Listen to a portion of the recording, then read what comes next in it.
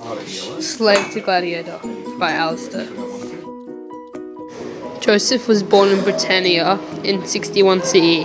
He was a farmer living in South Britannia, and he had a wife and 3 children.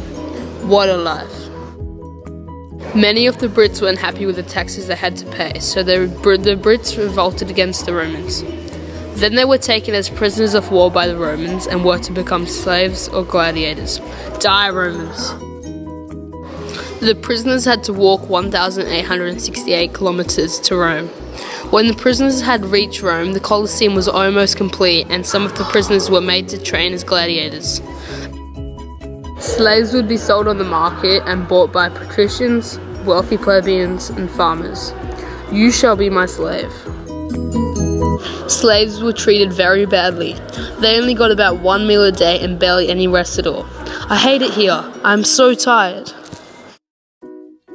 In 80 AD, the new arena was opened, the Colosseum. The Colosseum held over 50,000 people and was the center of entertainment of the time. Slaves like Joseph were trained up and chosen to fight there. Joseph was chosen to fight in one of the big battles against many gladiators, and the last man standing will get granted their freedom. Joseph and many other slaves went to gladiator school and trained to the very best of their ability. Great, I am training for my death. Gladiators would be given a gladiator type, and depending on their type, it would decide what their armor, weapons, and helmet they use in battle. You will be a Samnite. Let the battle begin. The battle begun. Joseph entered the arena with the screams of the crowds in his ear, and the smell of blood in the air. Suddenly, out of nowhere, a gladiator comes striking at Joseph. Joseph dodges the attack, and they clash swords.